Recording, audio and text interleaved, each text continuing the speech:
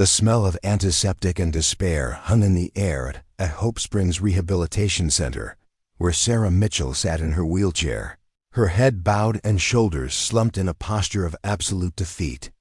Her once athletic frame seemed to have collapsed in on itself, making her appear small and fragile in the oversized hospital gown that hung from her shoulders like a surrender flag.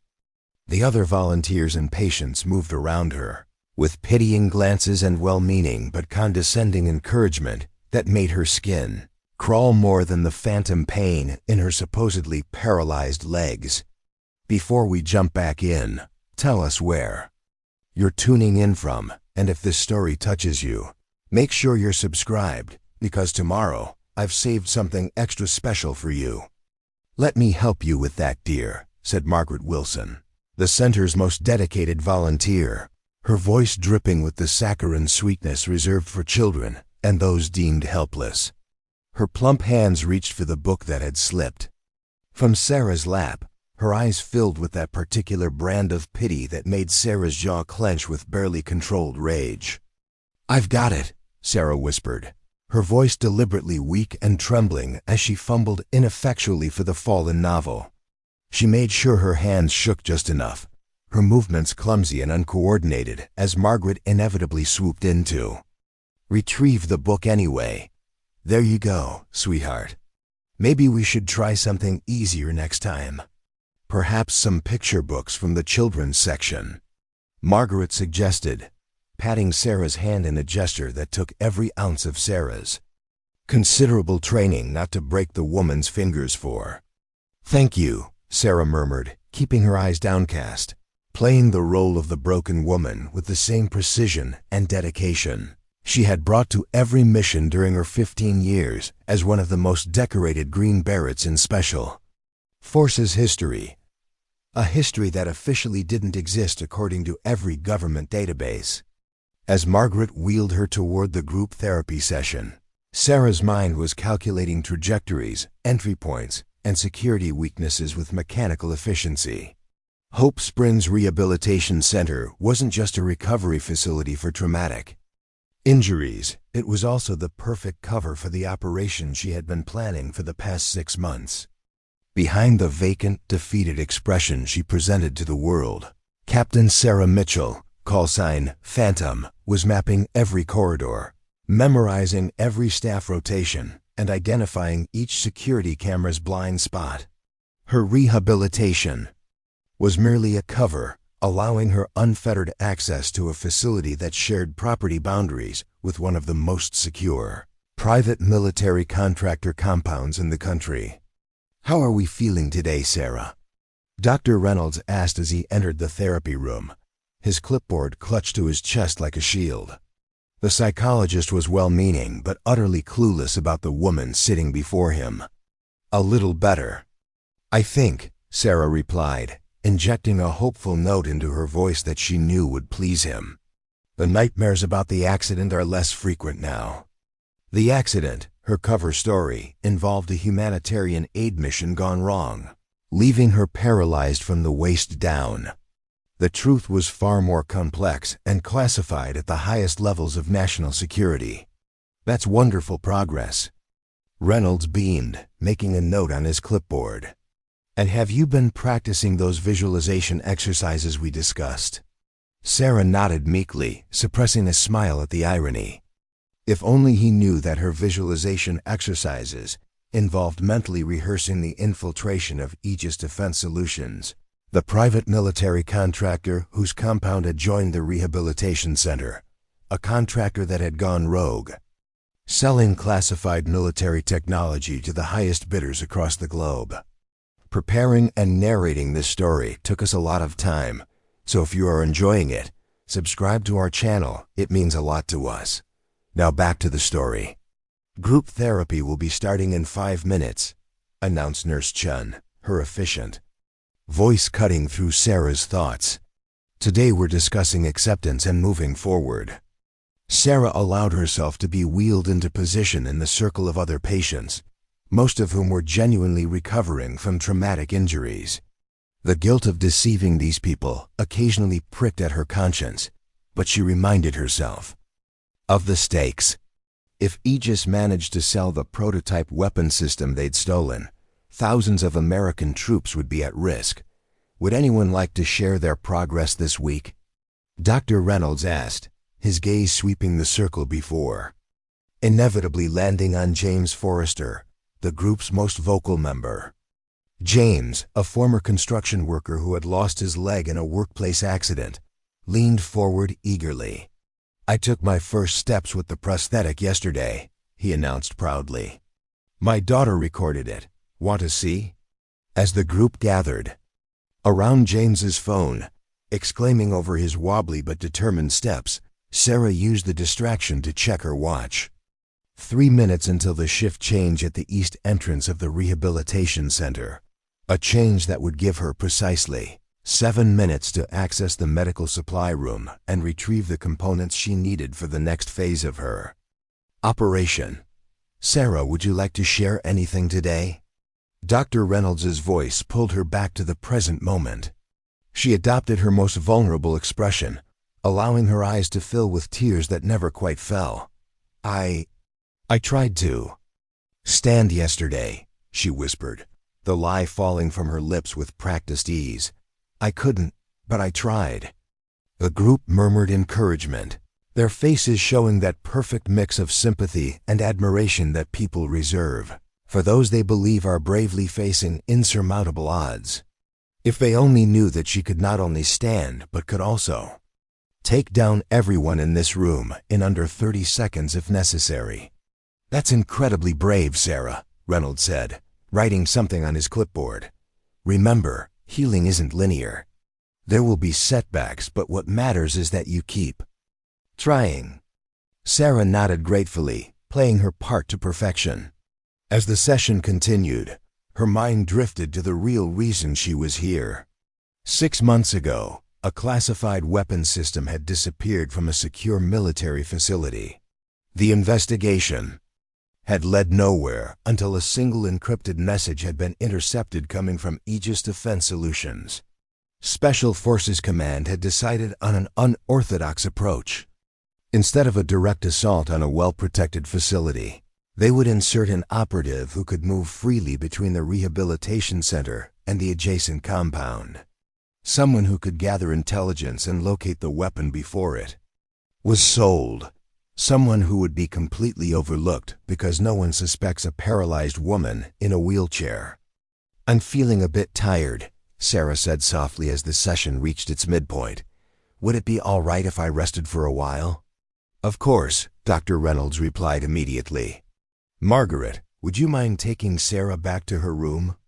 "I'd be happy to help our brave little fighter," Margaret said, her condescension making Sarah's teeth grind together. As Margaret wheeled her through the corridors, Sarah was mentally counting down. The East Wing security cameras would be in their scheduled reset cycle in precisely 45 seconds, giving her a 3-minute window to slip away unnoticed. "Would you like me to help you into bed, dear?" Margaret asked as they reached Sarah's private room, a luxury afforded to her thanks to her fictitious insurance policy, but in reality, secured by Special Forces Command to facilitate her mission. "Actually, I think I'd like to sit by the window for a while," Sarah replied. "The sunlight helps with my mood."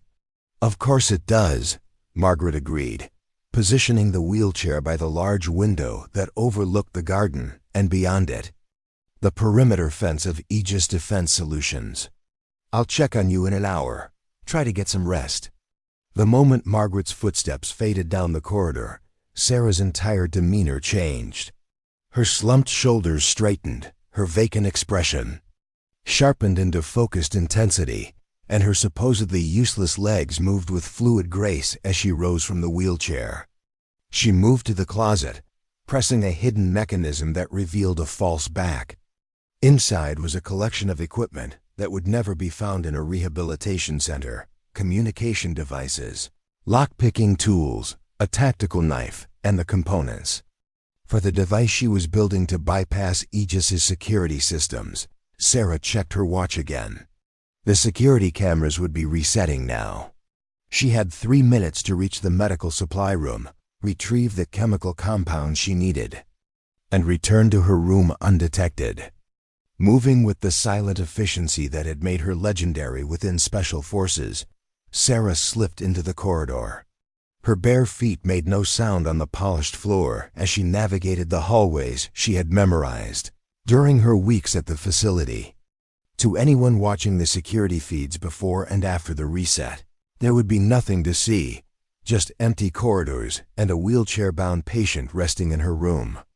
The medical supply room was locked with a keypad, but Sarah had memorized the code by watching the nurses enter it dozens of times. Her fingers moved swiftly, inputting the 6-digit sequence.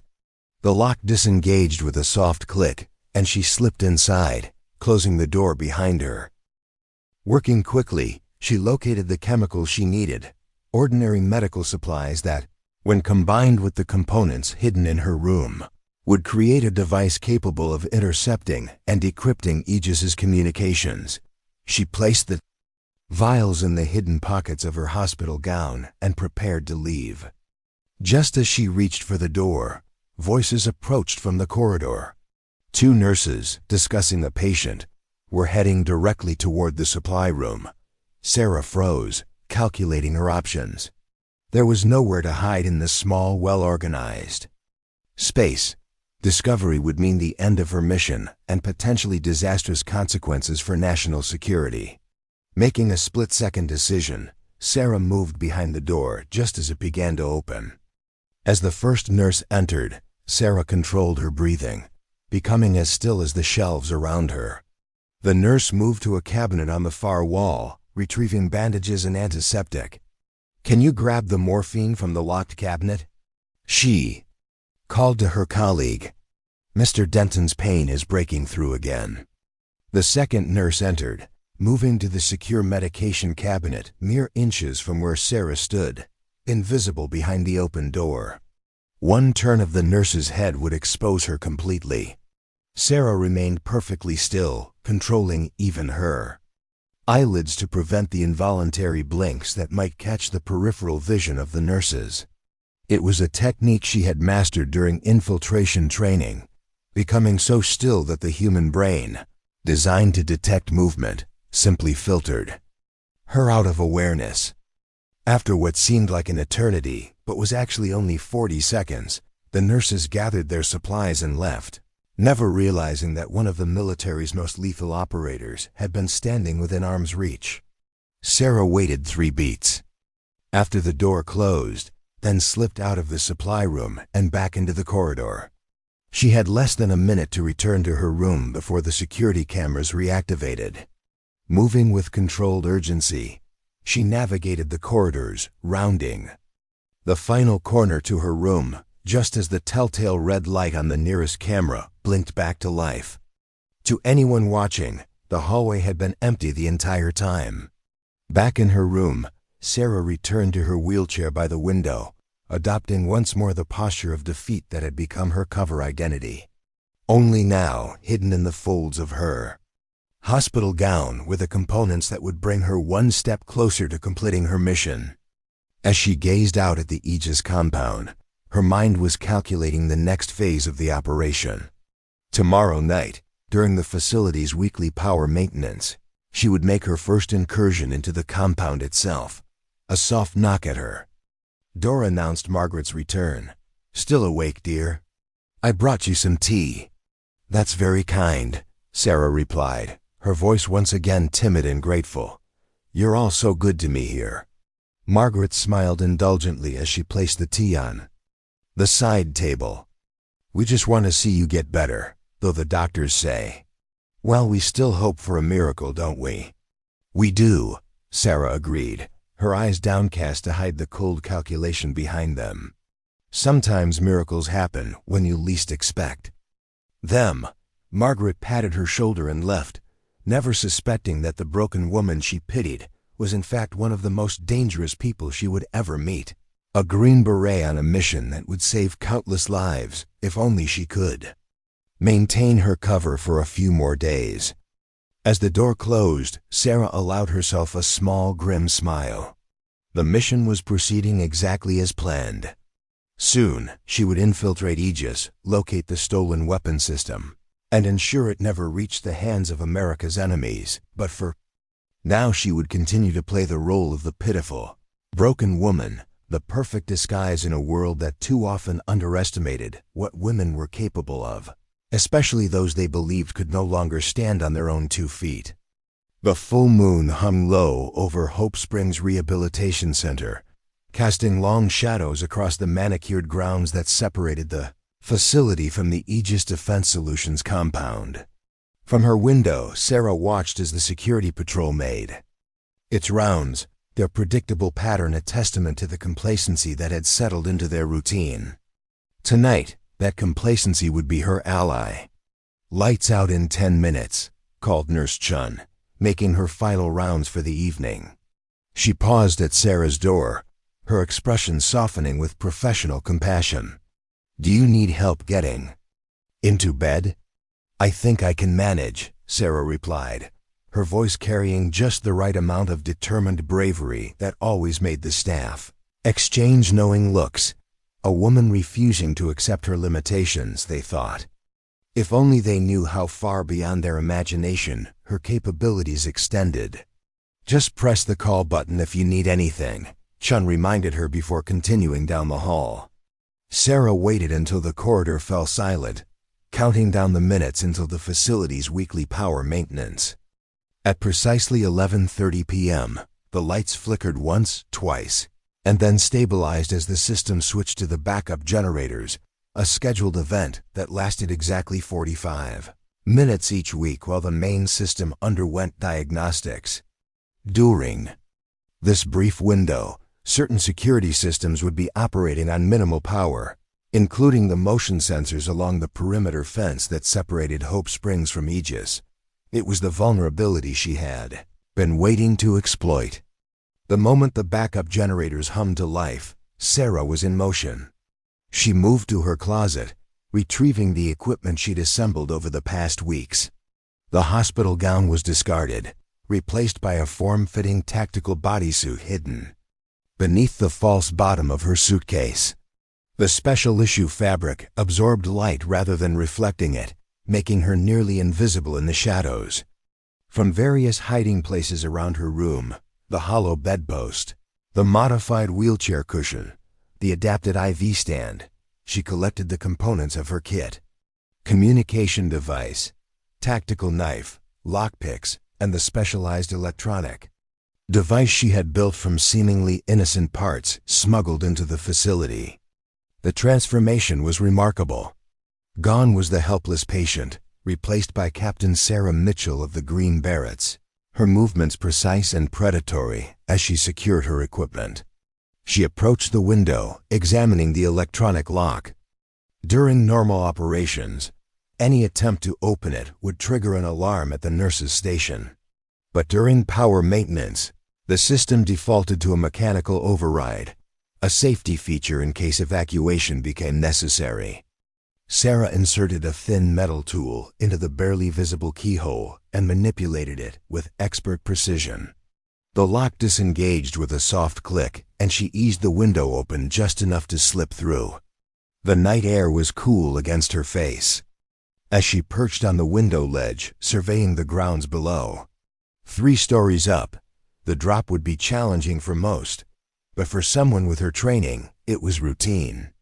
She attached a thin, nearly invisible filament to the window frame and used it to control her descent, moving down the wall like a spider on a web. When her feet touched the ground, Sarah crouched in the shadow of the building, motionless as she listened for any sign that her exit had been detected. Hearing nothing but the distant hum of the generators, she moved across the grounds with deliberate stealth, using the landscaped gardens for cover. The perimeter fence loomed ahead, 8 feet of chain link topped with barbed wire, a deterrent.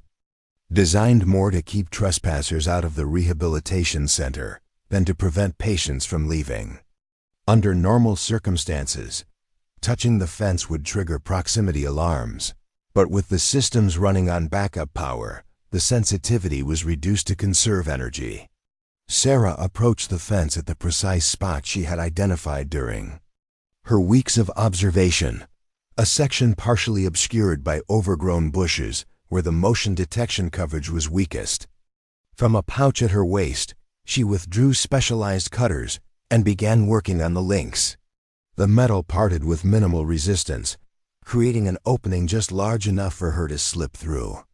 On the other side, she was now officially on Aegis property, one of the most secure private military compounds in the country, and home to the stolen weapon system she had come to recover. Sarah moved like a shadow across the open ground between the fence and the first Aegis building, her body low, her footfall silent. Years of training had taught her how to distribute her weight, how to blend with darkness, how to become invisible. Not through technology, but through sheer skill and discipline. The Aegis compound was arranged in a series of concentric security layers, with administrative buildings on the outer ring and research facilities at the center. According to intelligence, the stolen weapon system was being kept in the central laboratory, the most secure location on the premises. Tonight's objective was not recovery, but reconnaissance. She needed to gather intelligence on the internal security systems, identify patrol patterns, and locate potential entry points to the central facility. The actual retrieval would come later, once she had all the information needed to plan a successful extraction. Sarah reached the exterior wall of the first building, pressing herself against it as a security patrol rounded the corner ahead. Two men, armed with standard sidearms, moved with the casual confidence of guards who had never encountered a real threat on their watch. She remained perfectly still as they passed within 10 feet of her position. Their conversation centered around a football game scheduled for the weekend. Neither man glanced in her direction. Their eyes had adjusted to the bright pools cast by the security lights, rendering the shadows where she hid effectively invisible to them. Once they had passed, Sarah moved along the wall until she reached a maintenance door.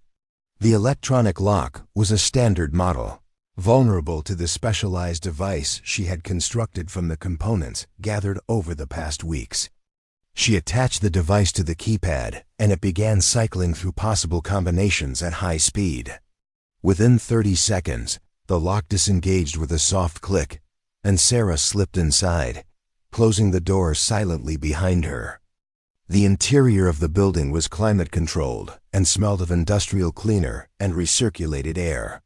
According to the intelligence briefing she had memorized before beginning this mission, this outer building housed administrative offices and a security monitoring station, her first target. Moving through the darkened corridors, Sarah navigated by memory, having studied the architectural plans of the facility until she could visualize every hallway, every room, every potential obstacle. The security station would be on the second floor, northeast corner, with visibility of both the compound and the central laboratory building. A soft whirring sound alerted her to a security camera ahead, mounted at the intersection of two corridors. She pressed herself into a doorway, analyzing its sweep pattern. The camera rotated on a predictable cycle, 10 seconds facing the east corridor, then a 5-second pivot to cover the north corridor, then back again. Sarah waited until the camera began its pivot away from her position, then moved swiftly across the exposed area, timing her movements to remain in the camera's blind spot. She reached the stairwell door just as the camera completed its rotation. The stairs were unmonitored, an oversight in the security design that she had counted on. Sarah ascended quickly but quietly, her breathing controlled, her movements economical. On the second floor, she paused at the door, listening for any sound from the corridor beyond. Hearing nothing, she eased the door open a fraction of an inch, enough to confirm the hallway was empty. The security monitoring station would be 50 feet ahead on the right, likely occupied by at least one guard, possibly more. Sarah moved down the corridor like a ghost, passing darkened offices until she reached the security station.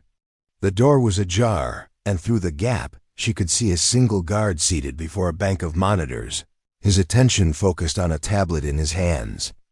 rather than the security feeds. She needed access to those monitors. They would show her the patrol patterns, security measures, and layout of the inner compound. But she also needed the guard incapacitated without raising an alarm. From a pouch at her waist, Sarah withdrew a small aerosol device, a fast-acting sedative that would render the guard unconscious for approximately 20 minutes with no lasting effects. Enough time for her to gather the intelligence she needed. Taking a deep breath, she pushed the door open and stepped inside in one fluid motion. The guard looked up, startled, but before he could react, Sarah had crossed the room and deployed the aerosol directly in his face. His expression registered confusion, then alarm, then nothing as the sedative took effect. She caught him as he slumped forward, easing him gently to the floor. No need for unnecessary roughness. This man was just doing his job, unaware that his employers had crossed the line into treason. With the guard safely unconscious, Sarah turned her attention to the security monitors. The display showed multiple views of the compound, the perimeter fence, the courtyards between buildings, the entrances to each facility. But most importantly, it showed the central laboratory where the weapon system was being held. Sarah quickly located the controls and began cycling through camera feeds, memorizing the layout and security positions. She counted 4 guards stationed outside the central laboratory, with keycard access required at 3 separate checkpoints. Inside, motion sensors and weight-sensitive floor tiles provided additional security layers. Most concerning was the biometric scanner at the final checkpoint, fingerprint and retinal recognition that would make unauthorized access extremely challenging. She would need to find a way around that security measure before the actual retrieval operation. As she studied the security feeds, Sarah noticed something unexpected, a scheduled transport vehicle being prepared in the loading bay of the central facility. According to the digital schedule displayed on one of the monitors, the transport was set for 0600 hours tomorrow morning. Sarah's pulse quickened. This changed everything. If they were moving the weapon system, her timeline would need to accelerate dramatically. Instead of days to plan the retrieval, she might have only hours. She quickly accessed the computer terminal, bypassing the security with specialized code sequences taught to her by intelligence operatives. Within minutes, she had accessed the transport manifest. Special Project Chimera, transfer to offshore facility. Project Chimera, the code name for the stolen weapon system. They were moving it in less than 6 hours, taking it to a location where recovery would be significantly more difficult, perhaps impossible. Sarah downloaded the transport details to her communication device, along with the security protocols and building schematics. This was vital intelligence that would need to be transmitted to her handlers immediately. A groan from the floor reminded her that the guard would soon be regaining consciousness. She had what she needed. Now it was time for extraction. Sarah returned the security feeds to their original configuration and moved to the door, pausing to check the corridor before slipping back into the hallway. Her return path would be the same as her entry, but now she was racing against the clock. The power maintenance at Hope Springs would be ending in less than 15 minutes, after which her absence might be discovered if anyone checked her room. Moving with controlled urgency, Sarah retraced her steps through the building and back to the maintenance door. She eased it open, scanning the exterior grounds for patrols before stepping outside. The night remained quiet as she crossed the open space between buildings and reached the perimeter fence. She slipped through the opening she had created earlier and moved swiftly across the grounds of the Rehabilitation Center. Reaching the wall beneath her window, Sarah retrieved the filament she had left dangling and began her ascent, pulling herself up with remarkable upper body strength. Within moments, she was back at her window, slipping inside just as the facility's main power system hummed back to life. Sarah quickly secured the window lock and began dismantling her equipment, returning each piece to its hiding place. The tactical bodysuit was removed and concealed once more beneath the false bottom of her suitcase, replaced by the hospital gown that marked her as just another patient. By the time Nurse Chun made her midnight round, Sarah was back in her wheelchair. By the bed, looking appropriately tired and vulnerable. "Still awake?" Chun asked, poking her head into the room. "Having trouble sleeping again?" "Just restless," Sarah replied, her voice once more soft and hesitant. "I thought I might try those breathing exercises Dr. Reynolds suggested." Chun nodded sympathetically. "Good idea. Need help getting into bed?" "I've been practicing the transfer," Sarah said. "I'd like to try myself, if that's okay." "Of course. Just press the call button if you need me." As the door closed behind the nurse, Sarah allowed herself a moment of grim satisfaction. The intelligence she had gathered changed everything. The weapon system was being moved in less than 6 hours, which meant her extraction plan needed to be executed tonight, not days from now as originally planned. She moved to the ventilation grate near the floor, removing it to reveal a small transmitter hidden in the ductwork. Using a coded sequence, she transmitted the intelligence to her handlers, including the critical information about the morning transport. The response came less than 5 minutes later, a series of coded pulses that translated to new orders. "Extract the package tonight. Support team en route. Rendezvous at extraction point Alpha at 0300 hours." Sarah checked her watch. Just past midnight. She had less than 3 hours to infiltrate the central laboratory, neutralize the security, retrieve the weapon system, and reach the extraction point, all while maintaining her cover at Hope Springs until the last possible moment. It would be the most challenging phase of an already difficult mission, but Sarah had never failed an assignment yet. She began methodically preparing her equipment once more, mentally rehearsing the infiltration route based on the security information she had just gathered. As she worked, a small grim smile crossed her face.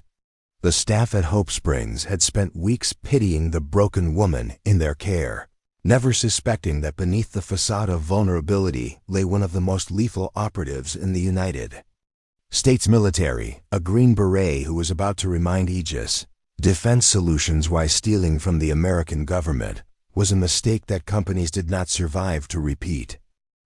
The night was still young, and Captain Sarah Mitchell was ready to complete her mission. The broken woman was about to show just how dangerous she truly was. The digital clock on Sarah's nightstand glowed 2:15 in ghostly green numerals as she completed her final preparations. In less than 45 minutes, she would need to be in position at the Aegis compound, ready to execute the most critical phase of her mission. The stakes couldn't be higher. If the weapon system reached the offshore facility, it would likely disappear into the black market of international arms dealers, eventually emerging in the hands of those who wished America harm. Sarah moved her wheelchair to the center of the room and stood, stretching her perfectly functional legs for what might be the last time in this cover identity. She had maintained the charade flawlessly for weeks, enduring physical therapy sessions where she pretended to struggle with basic movements, psychological evaluations where she feigned depression and trauma, and the constant, grating pity of staff who believed they were witnessing a broken soldier's darkest days. That deception ended tonight.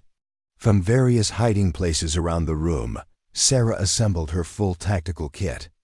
Unlike her reconnaissance mission earlier, this operation would require additional equipment, specialized tools for bypassing the biometric security she had identified, non-lethal weapons for neutralizing guards without causing permanent harm, and a compact device designed to disrupt the weapon system's tracking components during transport. She dressed in the tactical bodysuit once more, securing her equipment with practiced efficiency. Every movement was economical, every action purposeful, the product of thousands of hours of training and dozens of high-risk operations that had forged her into one of Special Forces' most effective operatives. At 2:30, Sarah approached the window again, but this time she hesitated. turning back to look at the room that had been her home and prison for the past 6 weeks. On the bedside table sat a framed photograph, part of her cover identity, showing a smiling woman with an older couple, presumably her parents. The woman in the photo wasn't Sarah. It was the real Maya Rodriguez, whose identity she had borrowed for this mission. Sarah felt a moment of unexpected connection to this stranger whose life she had temporarily inhabited. They had never met, would never meet, yet their stories had become intertwined through the strange alchemy of covert operations. "I hope I did you justice," she whispered to the photograph before turning back to the window. This time, her descent from the 3rd floor was even more rapid than before, the urgency of her timeline driving her to accept calculated risks. She landed soundlessly on the manicured lawn and moved immediately toward the perimeter fence, taking a slightly different route to avoid leaving a pattern that security might detect. As she approached the fence, Sarah noticed something that made her pause. The section she had cut earlier had been discovered and repaired. A quick inspection revealed fresh welds and a small security device that hadn't been there during her first incursion. They had found her entry point, which meant security would be on higher alert. This complication had not been factored into her timeline, but adaptability was the hallmark of Special Forces operations. Without hesitation, Sarah moved 30 yards north along the fence line to a section partially obscured by a large maintenance shed. Using her wire cutters again, she created a new opening, careful to minimize the disturbance to the surrounding links. As she suspected, the repair team had added the security device only to the compromised section, not realizing that the entire perimeter was vulnerable to the same approach. Once through the fence, Sarah moved with even greater caution than before. If security had discovered one breach, they would likely have increased patrols throughout the compound. She kept to the deepest shadows, using the architectural features of the buildings for cover as she worked her way inward toward the central laboratory. The outer administrative building where she had accessed the security station earlier was now her first obstacle. Rather than retracing her previous route through the maintenance door, which might now be under surveillance, Sarah opted for a more direct approach, the roof. Using a drainage pipe as a climbing aid, she ascended to the 2nd story, then pulled herself onto a narrow ledge that ran beneath the windows. Moving laterally along this precarious perch, she reached the corner of the building where a satellite dish mount provided a ladder-like structure to the rooftop. From this elevated position, Sarah had a comprehensive view of the compound. The central laboratory stood approximately 200 yards away, surrounded by a secondary fence and guarded by 4 armed security personnel, exactly as she had observed on the security monitors earlier. What the monitors hadn't shown, however, was the increased activity around the loading bay. Workers were preparing the transport vehicle, a heavily armored truck designed for secure cargo movement. The timetable appeared to have accelerated. Instead of departing at 06:00 as scheduled, they seemed to be preparing for an earlier departure. Sarah checked her watch. 2:47. Her window of opportunity was shrinking rapidly. She moved across the rooftop to the far side of the building, which overlooked the pathway to the central laboratory. Below, a security patrol passed beneath her position, moving with noticeably more attention to their surroundings than the casual guards she had observed earlier. They swept their flashlights across the grounds and checked door handles as they passed, clear signs that the security protocols had been elevated. Once the patrol was safely past, Sarah used a zipline tool to create a controlled descent from the rooftop to the ground near the secondary fence surrounding the laboratory. This area was more exposed, with fewer shadows to provide cover, but it also had a critical advantage: proximity to the loading bay where the transport vehicle was being prepared. The secondary fence posed a different challenge than the perimeter barrier. Rather than simple chain link, this was a reinforced security fence with electronic monitoring. Cutting through would immediately trigger alarms throughout the compound. Instead, Sarah approached one of the fence posts, examining the ground at its base. As she had suspected, the electronic monitoring system was connected via underground conduits that emerged at each post. Using a specialized tool from her kit, she located the precise point where the conduit entered the concrete base of the post. With surgical precision, she drilled a tiny hole into the conduit and inserted a signal disruptor, a device that would create a localized, dead zone in the fence's electronic monitoring without triggering a system-wide failure. The technology had been developed specifically for Special Forces infiltration operations, allowing operatives to bypass security systems that would otherwise be impenetrable. After confirming the disruptor was functioning, Sarah carefully cut through the fence links, creating an opening just large enough to slip through. The moment she was clear, she resealed the fence using quick-setting adhesive clamps that would maintain the appearance of integrity to casual observation. Now inside the laboratory's security perimeter, Sarah was in the most dangerous phase of her infiltration. The open ground between the fence and the building offered minimal cover, and multiple security cameras scanned the area in overlapping patterns. She moved from shadow to shadow, timing her advances to coincide with the camera rotation patterns she had memorized from the security monitors. Each dash covered only a few yards before she froze in place, becoming part of the darkness as the cameras swept past her position. As she approached the laboratory building itself, Sarah encountered her first human obstacle, a guard stationed at a side entrance, smoking a cigarette despite clear regulations against it. The man's attention was focused on his phone, his situational awareness compromised by the small pleasure he had stolen from his shift. Sarah couldn't risk neutralizing him directly. An unconscious guard would trigger an immediate security response when discovered. Instead, she needed a distraction that would draw him away from his post temporarily. From her equipment pouch, she removed a small device designed to mimic the sound of metal striking concrete.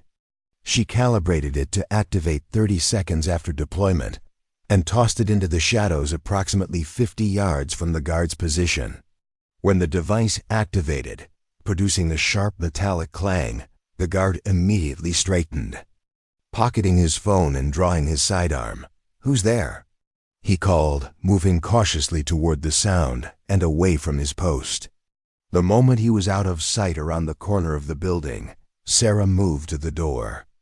The electronic lock was similar to those she had encountered earlier, but with an additional security feature, a proximity card reader that required valid credentials to disengage. From her equipment, Sarah retrieved a universal access simulator, technology so classified that even acknowledging its existence was considered a security breach. The device, slightly larger than a credit card, contained programmable circuits that could mimic virtually any proximity card after brief exposure to the reader. She held it against the card reader for 3 seconds, then waited as the device processed the security protocols. A moment later, the lock disengaged with a soft click, and Sarah slipped inside the building. The interior of the laboratory was clinically white and harshly lit, making concealment significantly more challenging than the darkness outside. Sarah moved quickly but cautiously, aware that internal security cameras would be tracking her progress. Her timeline was now critically compressed. From the moment she entered the building, security would be alerted to her presence within minutes as the system detected unauthorized movement. According to the intelligence she had gathered, the weapon system would be in the central secure storage facility on the ground floor, a fortified room with multiple security layers, including the biometric scanner that had concerned her during the reconnaissance phase. Sarah navigated through the corridors, using her mental map of the facility to avoid dead ends and security checkpoints where possible. When she encountered a camera, she moved directly beneath it, exploiting the blind spot that existed in its immediate vicinity, a basic design flaw that security professionals recognized, but rarely corrected due to cost and practicality constraints. As she neared the central storage facility, An alarm began to sound, muffled but unmistakable. Her presence had been detected, either through a security camera or some other monitoring system she hadn't identified. Her timeline had just compressed, from minutes to seconds.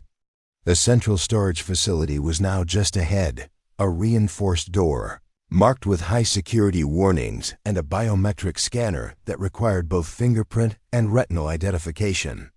This was the most formidable obstacle of the entire mission, and she had less than 60 seconds before security personnel converged on her position. From her equipment, Sarah retrieved a specialized bypass device, a thin, translucent film, embedded with microscopic circuits. She pressed it against the fingerprint scanner, and it immediately began cycling through programmed patterns based on common fingerprint architectures. Simultaneously, she held a retinal simulator up to the eye scanner, technology that replicated the vascular patterns of authorized personnel. Both systems were designed to exploit vulnerabilities in biometric security, creating false positives that would trigger access authorization. For 3 agonizing seconds, nothing happened. The alarm continued to sound, and Sarah could now hear footsteps approaching from multiple directions. Security teams responding to the breach, converging on her position.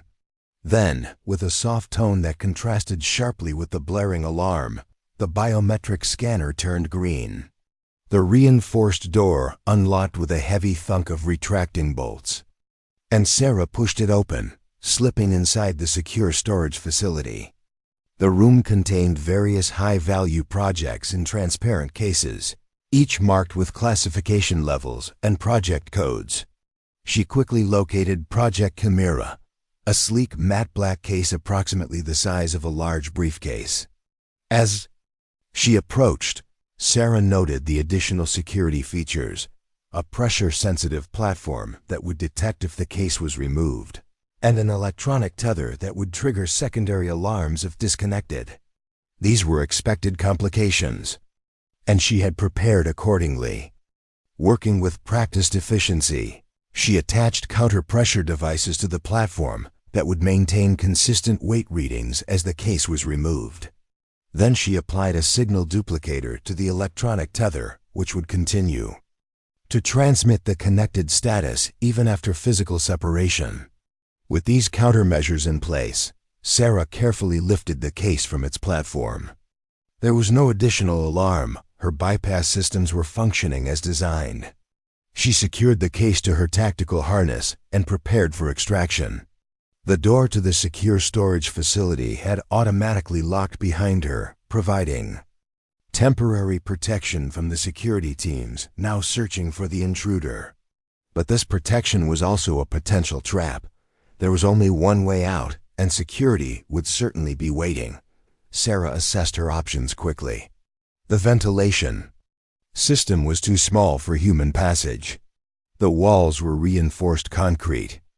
The ceiling, however, offered a possibility: standard acoustical tiles concealing a maintenance crawl space that, according to the building schematics she had memorized, connected to adjacent sections of the facility. Using a nearby chair as a step, Sarah pushed aside one of the ceiling tiles and pulled herself up into the crawl space.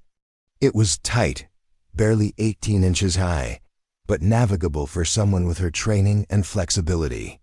She replaced the ceiling tile behind her and began moving through the crawl space, using her elbows and knees to propel herself forward while keeping the valuable case secured to her harness. The dust was thick, and she controlled her breathing to avoid coughing as she navigated by touch and memory toward the building's east wing. Below, she could hear security teams entering the storage facility, their confused voices echoing up through the ceiling tiles as they discovered the empty platform where Project Chimera should have been. "It's gone," someone shouted. "Full lockdown now. Nothing leaves this compound." Sarah continued moving through the crawl space until she reached the section above the research laboratories. According to the building schematics, this area had exterior windows, potential extraction points if she could reach them before the security teams established a complete cordon. She carefully removed a ceiling tile and peered down into the laboratory below. It was empty, the researchers apparently evacuated when the alarm sounded. A window on the far wall offered a view of the compound grounds and, beyond them, the perimeter fence and the rehabilitation center. Sarah lowered herself silently into the laboratory and moved to the window. It was secured with standard locks, easily bypassed with her equipment. Within seconds, she had the window open and was assessing the exterior situation. The compound was in chaos, security teams moving in all directions, searchlights sweeping across the grounds, and the wail of alarms creating a cacophony of sound and light. This confusion worked to her advantage, creating distractions and divided attention among the security forces. From her position, Sarah could see that the closest perimeter fence section was approximately 100 yards away, a significant distance to cover while carrying the weapon system case and avoiding security teams. Her extraction point, where support teams would be waiting, was beyond the fence at the edge of the rehabilitation center property. Sarah checked her watch. 3:12. She had less than 18 minutes to reach the extraction point. Making a rapid decision, she secured a rappelling line to a heavy laboratory table and dropped the line out the window. The case-containing project. Kamira was secure against her back as she began a controlled descent down the side of the building. Halfway down, disaster struck. A security team rounded the corner of the building, their flashlights immediately catching her suspended form. On the rappelling line. There, on the wall. One of them shouted, raising his weapon. Sarah released the line, dropping the remaining 15 feet to the ground in a controlled fall that she turned into a roll upon impact. The security team opened fire, bullets striking. The wall where she had been seconds earlier, now fully exposed with multiple security teams converging on her position, Sarah abandoned stealth in favor of speed. She sprinted toward the perimeter fence, using the case on her back as limited protection against potential fire from behind. The security teams gave chase, but Sarah's training gave her a crucial advantage. She moved with the efficiency of an elite athlete, each stride precisely calculated to maximize speed, while maintaining the balance needed to carry her precious cargo. As she approached the perimeter fence, Sarah encountered another security team moving to intercept her. Without breaking stride, she altered her course slightly, heading toward a maintenance vehicle parked nearby. The security team opened fire, forcing her to dive behind the vehicle for cover. Bullets pinned against the metal chassis as Sarah assessed her options. The extraction point was still beyond the fence, but all direct routes were now blocked by armed security personnel. In that moment of crisis, Sarah's training took over completely. She wasn't just a soldier. She was the product of the most elite special operations program in the world, where operatives were taught to see opportunities where others saw only obstacles. The maintenance vehicle that provided her cover was a potential escape route. Through the window, she could see the keys still in the ignition, left there by workers who had evacuated during the security alert. Making an instantaneous decision, Sarah opened the driver's door and slid behind the wheel, starting the engine with one fluid motion. The security teams, expecting her to remain pinned down, were momentarily confused by the roaring engine, a hesitation that gave her the critical seconds she needed. She floored the accelerator, driving directly toward the weakest section of the perimeter fence, the maintenance access gate. Security personnel dove out of the way as the vehicle barreled toward them, gathering speed across the compound grounds. The gate was designed to stop unauthorized vehicles through reinforced posts and heavy chain link, but it wasn't built to withstand a direct impact at high speed. Sarah braced herself as the vehicle slammed into the gate, metal screaming against metal as the fence gave way. The impact deployed the airbag, which Sarah had anticipated. She was already positioned to avoid the worst of it, using her forearm to deflect the expanding fabric as the vehicle burst through the damaged gate and onto the access road beyond. Now outside the compound, Sarah abandoned the damaged vehicle, which had served its purpose and would now only slow her down. The extraction point was just ahead, a seemingly abandoned groundskeeper's shed at the edge of the rehabilitation center property. She sprinted the final distance, the weapon system case secure against her back, aware that Aegis security teams would be in pursuit within moments. As she approached the shed, a figure emerged from the shadows, a member of her extraction team, weapon at the ready. "Phantom confirmed," Sarah called out the recognition phrase. "Moonlight acknowledged," came the response, confirming friendly forces. The shed doors opened to reveal not a storage space, but a concealed vertical takeoff. AIRCRF, compact, stealth-equipped, and designed for rapid extraction of high-value assets or personnel. 2 more team members secured the perimeter as Sarah boarded the aircraft with the recovered weapon system. "Package secured," she reported as the aircraft's engine spooled up with a high-pitched whine. "Extraction complete." As the aircraft rose vertically from its concealed position, Sarah caught a final glimpse of the Hope Springs Rehabilitation Center, the facility where she had spent weeks, playing the role of a broken woman, enduring pity and condescension as part of her cover. The irony wasn't lost on her. The people who had underestimated her, who had seen only weakness where there was strength, had unwittingly facilitated one of the most significant weapons recovery operations in recent history. The broken woman they had pitied had just completed a mission that would save countless American lives, a mission that only succeeded because people see what they expect to see, and no one expects extraordinary capability from those they've already dismissed as damaged. As the aircraft accelerated away from the scene, Sarah allowed herself a moment of satisfaction. The weapon system was secure, her extraction complete, and her mission successful. Tomorrow, Aegis Defense Solutions would face the full investigative power of multiple federal agencies, their treasonous activities exposed, and their leadership held accountable.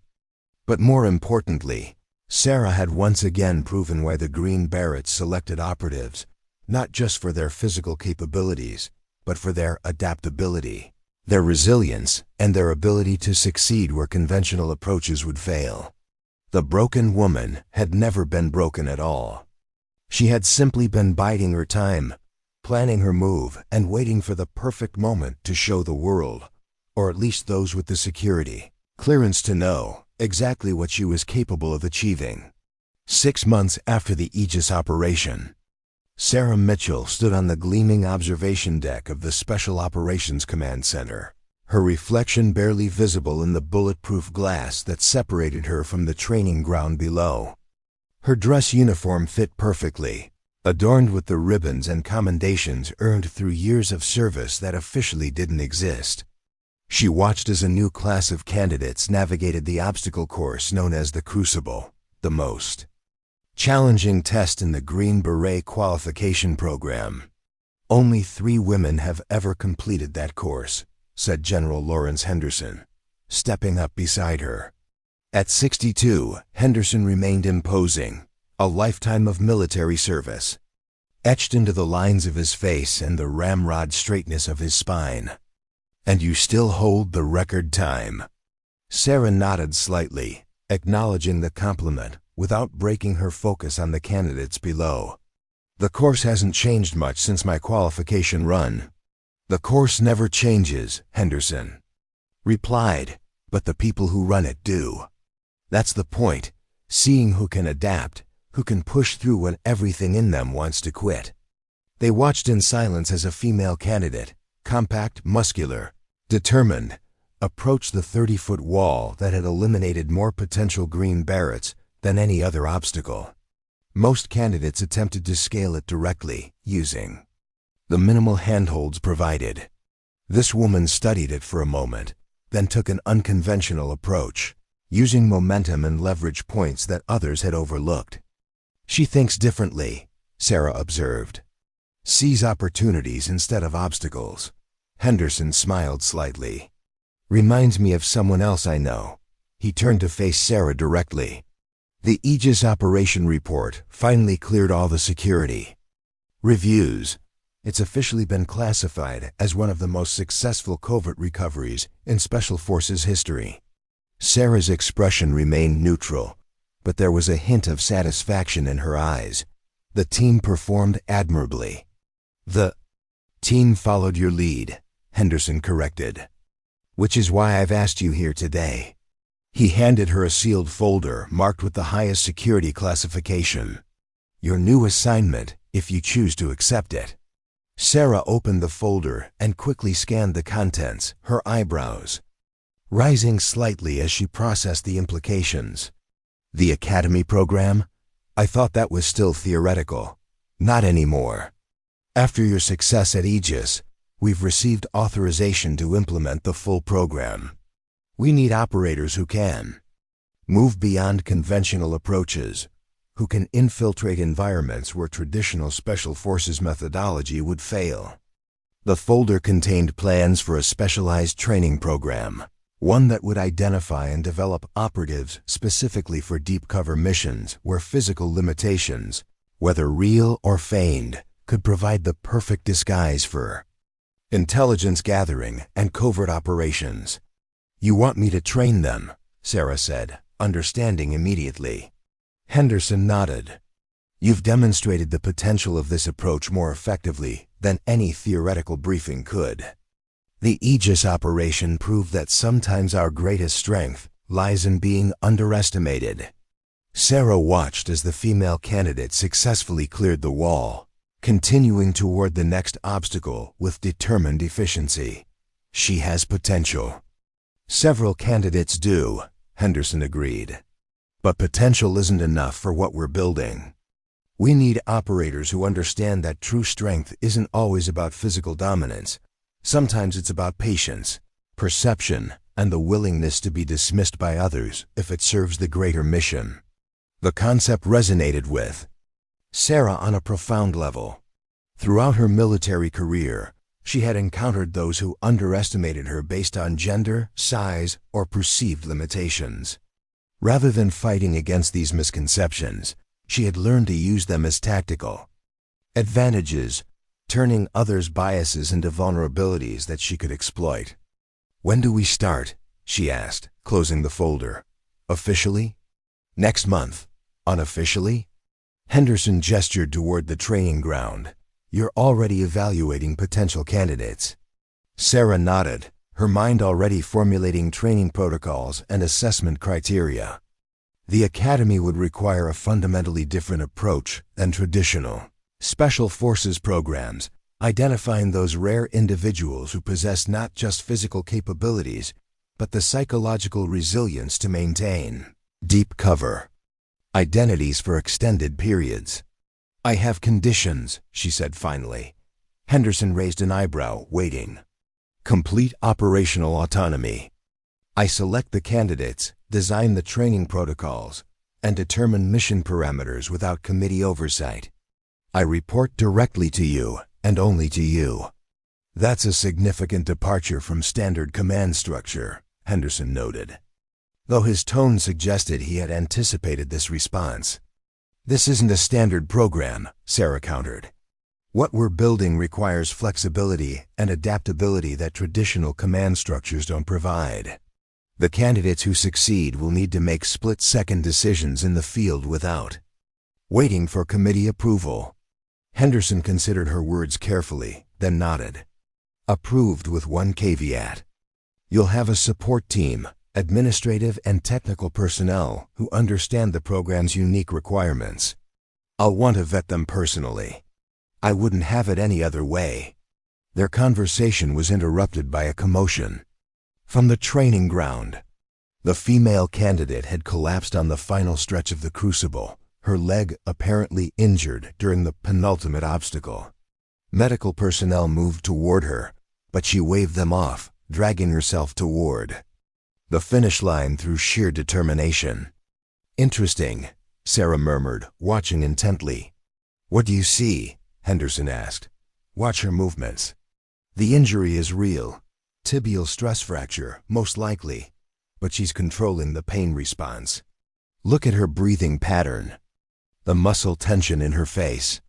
She's using advanced pain management techniques that aren't taught in basic training. Henderson studied the candidate with renewed interest. Previous specialized training? Possibly, or natural aptitude.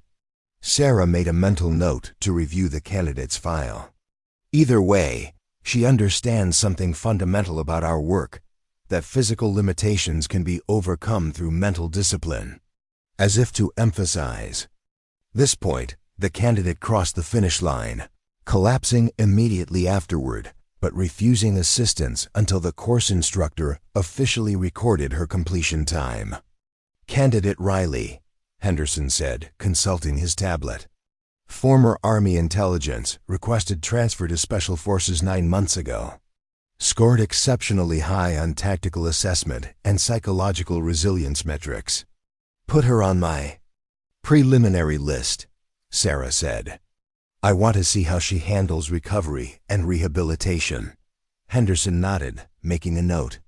There's one more thing we need to discuss before you take command of the Academy program. His expression grew more serious. The psychological toll of your Aegis operation. Extended deep cover assignments affect even the most resilient operators. Sarah turned from the window to face him directly. I've completed all required psychological evaluations and passed them with flying colors, which is precisely what concerns me. Henderson's voice softened slightly. Sarah, you spent 6 weeks pretending to be someone broken, surrounded by people who pitied you, underestimated you, and treated you as less than capable. That kind of experience leaves marks, even on the strongest among us. For a moment, Sarah's professional mask slipped, revealing something vulnerable beneath. It wasn't always easy, she admitted quietly. There were moments when the line between the cover identity and myself became blurred. That's what I'm concerned about. The Academy program will ask its operators to do this repeatedly, to inhabit identities that the world perceives as limited or damaged. We need to ensure they have the psychological tools to maintain their core sense of self through these assignments. Sarah considered his words carefully. You're suggesting I develop not just operational protocols, but psychological safeguards. Exactly. You've experienced this firsthand. You understand the toll it takes. That knowledge makes you uniquely qualified to build those safeguards into the program from its foundation. The realization struck Sarah with unexpected force. This assignment wasn't just about training the next generation of operatives. It was about protecting them from the invisible wounds that such work could inflict. She thought back to her darkest moments at Hope Springs, when the pitying glances and condescending tones had cut deeper than she'd allowed herself to acknowledge. I'll need specialized personnel for the psychological components, she said finally. Combat psychologists who understand both the operational realities and the mental health challenges. Already in progress, Henderson replied, handing her another file. Dr. Marcus Reeves, former combat surgeon, specialized in psychological warfare and counterinterrogation techniques. He's been developing protocols for deep cover operators for the past 3 years. Sarah reviewed the file quickly, impressed by Reeves's qualifications and approach. He understands the paradox, she noted. What paradox is that? That our greatest strength in these operations comes from embracing what others perceive as weakness. But to do that effectively without internalizing, it requires extraordinary psychological resilience. She closed the file decisively. I want to meet him as soon as possible. He'll be at the Academy facility tomorrow. I took the liberty of scheduling an initial briefing. Sarah nodded her approval, turning back to observe the training ground. Once more, Candidate Riley was being examined by medical personnel. Her face set in a grimace of pain, but her eyes clear and focused, already planning her next challenge. She recovers stronger, Sarah observed. The fracture will heal, and she understands her physical limitations, more intimately than before. That knowledge becomes tactical advantage. Henderson smiled slightly. You're already thinking like the academy director.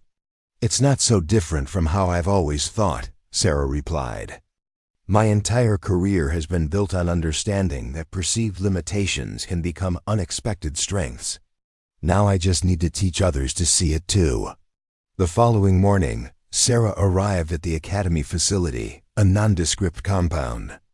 Officially designated as a specialized rehabilitation and advanced training center, located on a remote section of Fort Bragg, the facility had been purpose-built for the program, combining medical infrastructure with tactical training environments and advanced simulation technology.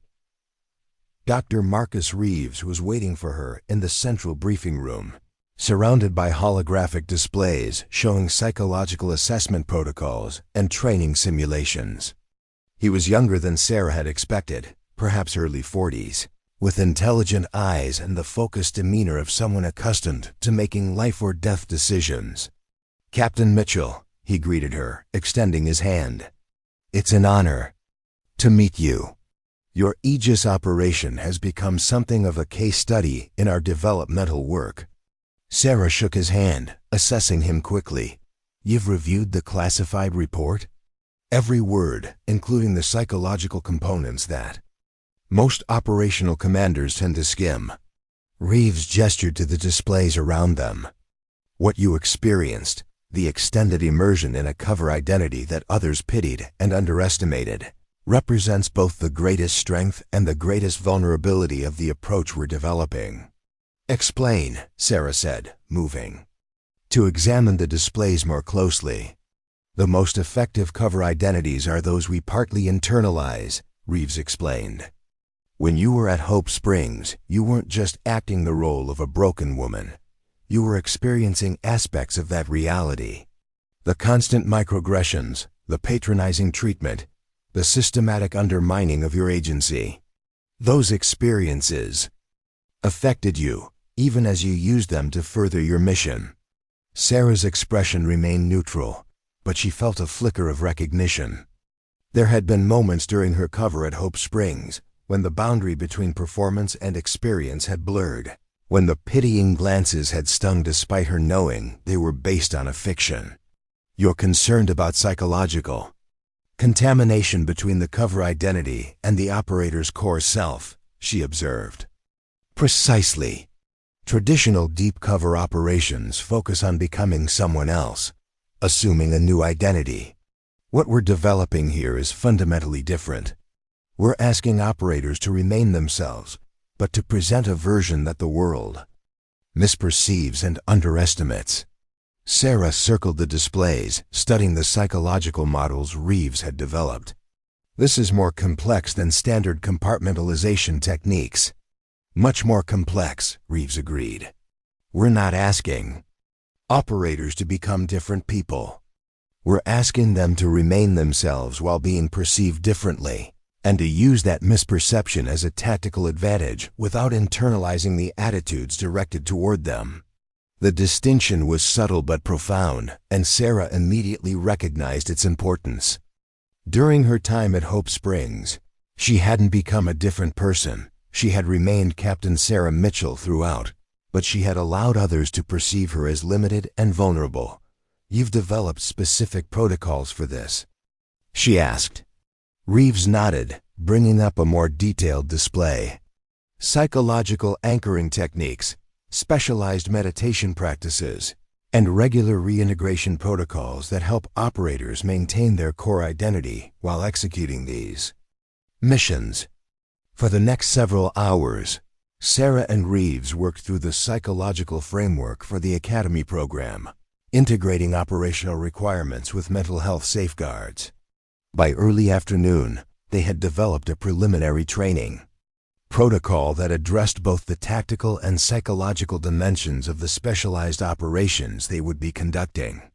We need to test this with real candidates, Sarah said finally, reviewing their work. Theory is valuable, but practical application will reveal the gaps. I agree. When do you want to begin selection? Sarah considered the question carefully. 1 month from today. That gives us time to finalize the protocols and prepare the facility. I want to start with a small cohort, no more than 10 candidates for the initial program. Extremely selective then, necessarily so. What we're developing here isn't just a new operational methodology. It's a fundamentally different approach to covert operations. The psychological requirements alone will eliminate most conventional Special Forces candidates. Reeves nodded his agreement. I'll have the assessment protocols ready for your review by the end of the week. As they concluded their meeting, Sarah's phone vibrated with a notification. The final after-action report from the Aegis operation had been uploaded to her secure server, including the comprehensive impact assessment she had requested. Later that evening, in the privacy of her quarters, Sarah reviewed the report with a sense of profound satisfaction.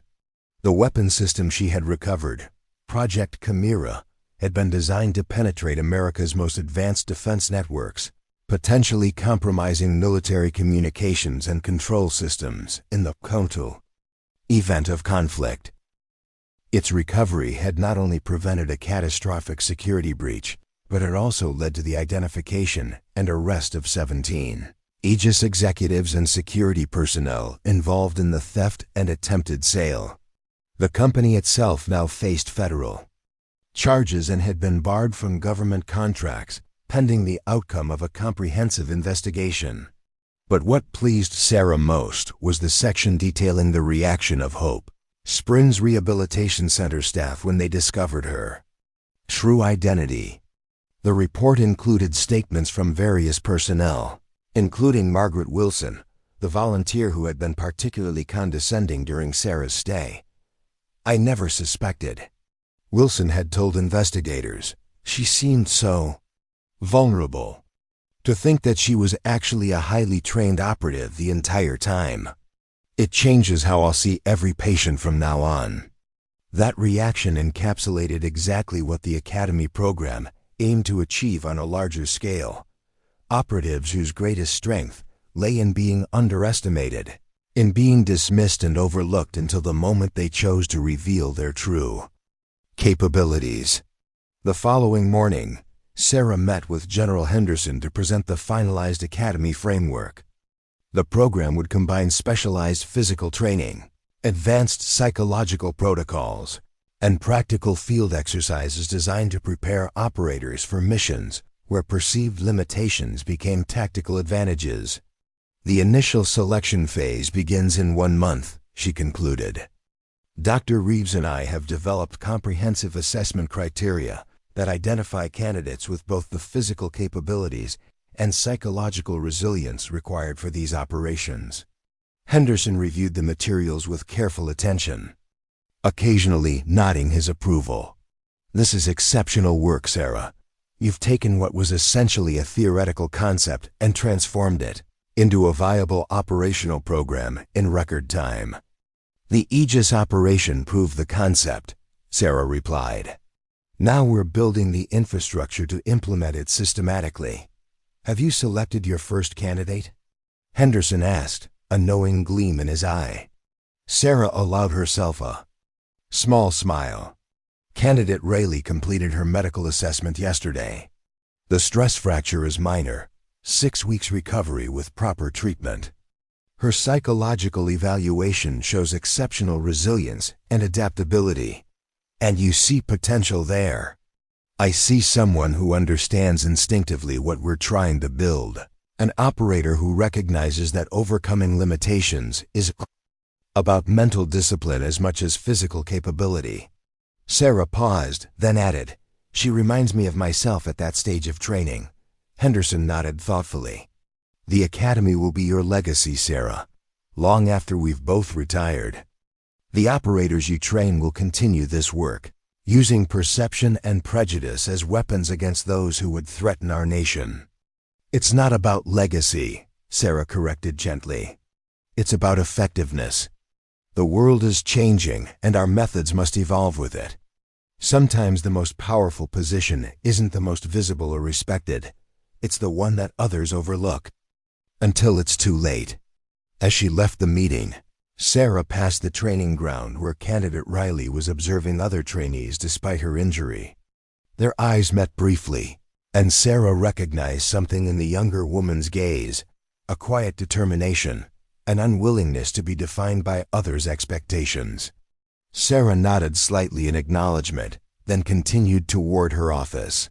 The Academy program was taking shape, and with it, a new generation of operators who would redefine what it meant to be truly strong, not through dominance or intimidation, but through the patient, calculated power of being underestimated. In her office, Sarah found a small package waiting on her desk, a gift from Dr. Reeves with a handwritten note, for the woman who redefined strength.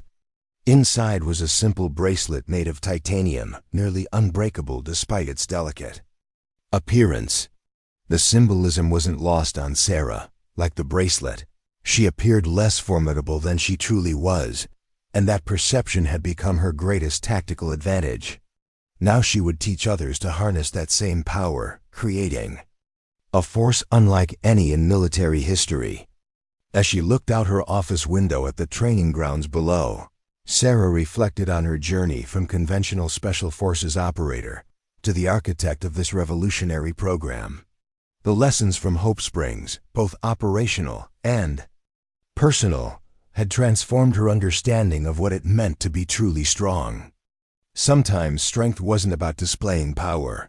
It was about concealing it until the perfect moment. Sometimes the greatest advantage came not from being feared, but from being dismissed.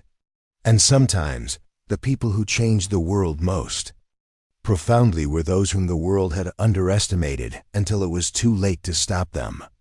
That was the essence of the Academy, not just training operators to complete missions, but teaching them to embrace what others perceived as weakness and transform it into unexpected, unstoppable strength. Up next, you've got two more standout stories right on your screen. If this one hit the mark, you won't want to pass these up. Just click and check them out. And don't forget to subscribe and turn on the notification bell so you don't miss any upload from us.